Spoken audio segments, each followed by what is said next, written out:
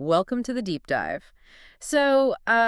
You sent us some really fascinating material. It's this thought experiment about a modern Noah's Ark. Yeah, real reboot. Exactly. Forgetting the animals for a sec, just focusing on, well, who gets saved if there's a global flood today? Hmm. So our goal here is to kind of unpack this idea, this rebooted flood, explore who might get picked, why, maybe based on those original biblical survivor traits. Right, looking back to look forward, in a way. The source mentions looking at traits, modern archetypes, even a sort of checklist. And Noah doing interviews, that part really jumped out. Um, Potentially awkward. Definitely a compelling idea. Forces you to think about what we actually value when, things get really serious, how priorities might just completely shift. Okay, so let's get into those original survivors first. Noah and his family. Beyond just, God picking them, what characteristics helped them make it? Well, implicit in the story is this incredible obedience. I mean, building a giant boat in the desert, that takes serious conviction. Right, against all logic at the time. And there's a sense they were morally separate from everyone else. Righteous is the word used, standing apart. Okay, obedience, righteousness. And sheer practicality. Let's not forget they had to build the ark. Yeah. That points to, well, immense dedication, problem solving, real skills. Okay, got it. So if those are the sort of baseline traits, how do they map or maybe clash with modern figures? The source material throws out influencers. Influencers. Well, they have reach, don't they? Sophisticated ways to communicate. In total chaos, maybe that ability to, connect with huge numbers seems valuable. Maybe. Or maybe it's just noise.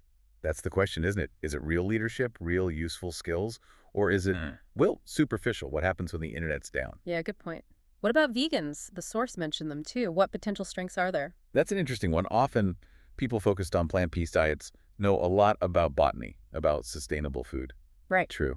Resourcefulness, maybe? Exactly. In a totally changed world, knowing what you can eat, how to grow it, that could be critical. Adapting when resources are tight might be a real plus. And Gen Z Christians were the third group mentioned. What angle do they bring? Well, potentially a strong sense of community, faith for morale, Mm-hmm. maybe cooperation under, immense stress. And tech skills, maybe?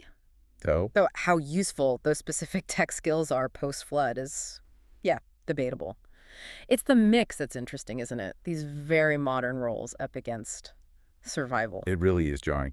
Which makes you think about that checklist idea, a modern who's in, who's out list. What kind of criteria might actually make it on there based on this? If you follow the logic, probably tangible skills would be huge. Medicine, engineering, farming, managing resources. practical stuff.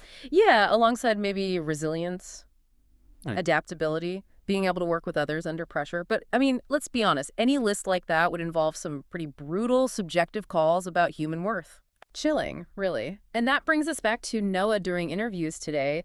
The source called them potentially savage. What might that actually look like? Well, imagine Noah. He saw society collapse, right? Because of, in his view, moral failure. Now he's interviewing someone whose entire life seems to be online trends, self-promotion. Yeah, the clash of values would be immense. He might ask really blunt questions, like, what have you actually done? What's your character? Can you be selfless? The savagery is probably that lack of filter, judging by completely different standards of a meaningful life. It really puts a spotlight on our own values, the ones we maybe don't even think about. So wrapping up this deep dive into your thought experiment, applying this ancient story to today, it really highlights our modern priorities, doesn't it? It absolutely does. It makes you ask what really lasts when all the superficial stuff gets, washed away. So we'll leave you, the listener, with this question to chew on. Thinking about these traits, these archetypes, who do you honestly think gets a spot on a modern arc? And maybe more importantly, what does your answer say about what we value now? Something to ponder.